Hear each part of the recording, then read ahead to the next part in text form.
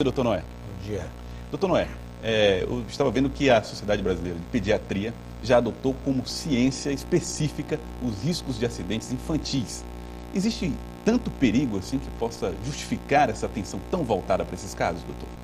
Existem muitos perigos em função, naturalmente, da idade da criança. À medida que ela evolui e ela busca outros ambientes dentro da casa ou fora da sua residência, começam a aparecer as oportunidades de acontecerem acidentes, tanto na água, como quedas, como tomada na parte elétrica, como aparelhos que podem contundi-la, a faca, tesoura, criança que pode deslizar no chão e se ferir. O ambiente é propício para isso aí, se não houver, naturalmente, uma atenção. Agora, doutor, sendo o senhor especialista nesse assunto, onde estaria a responsabilidade por esses acidentes? Na indústria que produz esses produtos? Nos cuidados dos pais? Não, é evidente que está nos cuidados. Hoje o pai e a mãe eles não ficam mais em casa. A criança fica sob a guarda de outra pessoa que nem sempre tem a mesma orientação. Então há necessidade de que a gente possa orientar corretamente, informar corretamente, dar a essas pessoas toda a tecnologia em termos de informação, que ela possa antecipar-se aos problemas que podem acontecer com a criança. Não adianta você brigar com a criança, impedir dela fazer, dizer não sistematicamente. Você tem que estar par e passo mostrando a ela as dificuldades que ela terá se tomar aquela conduta.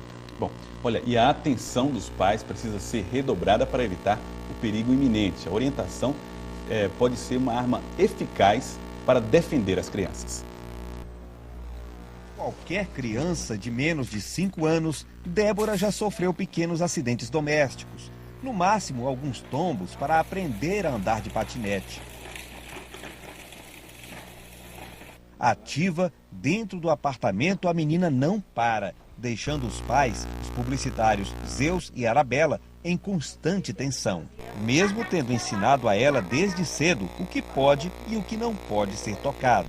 Débora, quando acaba a água da sua garrafinha, o que que você faz? Pede pro papai ou pra mamãe. O diálogo, por sinal, acabou dando à pequena Débora uma consciência pouco comum às crianças da idade dela. Tomadas e outros objetos perigosos estão ao alcance das mãos, mas a garota não mexe em nada. Comunicativa, Débora nos leva ao quarto dela, que tem grades nas janelas, TV e ventilador, e nos mostra brinquedos preferidos. Quando você quer assistir TV, como é que você faz? Quando tá desligado, eu peço pra mamãe. Quando tá ligado, eu aperto aqui. Como o ventilador. Ventilador também, quando você quer ligar, você pede pra mamãe ou papai? Mas ele tá desligado na tomada. Na tomada você não mexe. Apesar desse nível de consciência espantoso, os pais não descuidam. Facas e medicamentos estão fora de alcance. Do fogão, ela não se aproxima. Ela nunca chegou perto do fogão porque a gente sempre, desde pequena, orientou a ela o perigo. Ela abre a geladeira, mas é para pegar o que está ao alcance dela, ou uma fruta, ou a água que fica também na geladeira.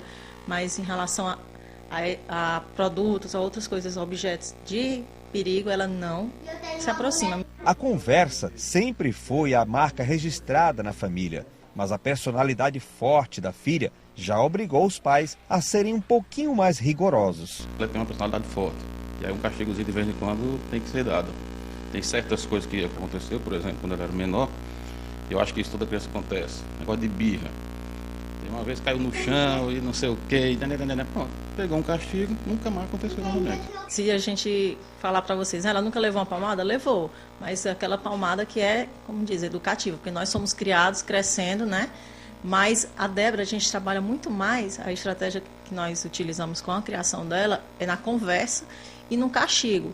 Tira uma brincadeira, tira o Discovery Kids, tira um DVD, né? Tira um chocolate que ela gosta, né? Então, assim, são esses tipos de comportamento que a gente faz que acredito que deu retorno e que tem dado certo com a gente, né? Doutor, essas medidas dos Zeus e da Arabella são eficazes, são suficientes para resolver os problemas? Essas são as medidas que nós devemos tomar.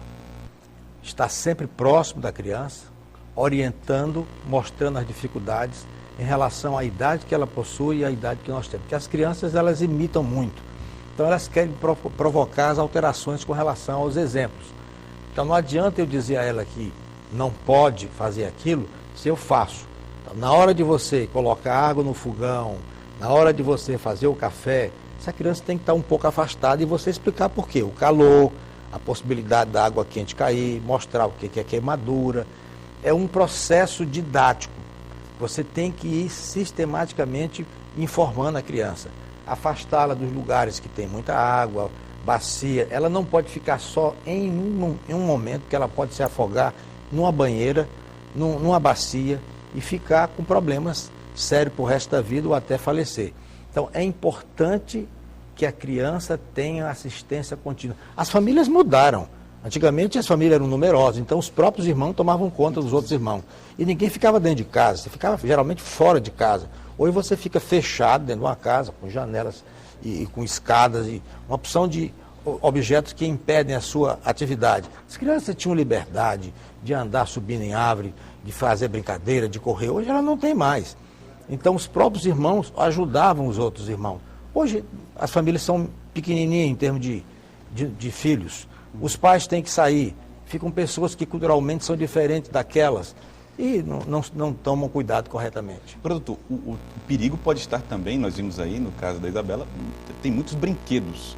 Os brinquedos também podem representar risco para as crianças? Os brinquedos eles têm que ser oferecidos para a criança de acordo com a sua idade.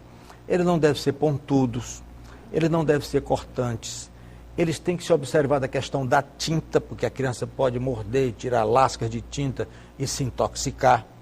Eles não podem ser pequenos demais, porque ela pode engolir esse brinquedo ir para, por exemplo, para as vias aéreas superiores. Os brinquedos não podem ter pelo demais, que a criança pode ser alérgica. Então, você tem que adequar a idade e também a circunstância que a criança apresenta. Doutora, perguntas que chegam pelo 3131 1750 a 50. A Elisandra diz o seguinte: tem uma recém-nascida que não consegue mamar, até porque não tem muito leite. O correto seria substituir o leite materno por outro tipo de leite? Qual seria o leite indicado? Não, veja, as orientações que os pediatras oferecem é que o leite materno, primeiro, o leite materno é o melhor alimento que existe no mundo. É o melhor que existe. Segundo, é o ovo de galinha, que todo mundo tem medo, mas é um excelente alimento. Você tem que oferecer o seu leite.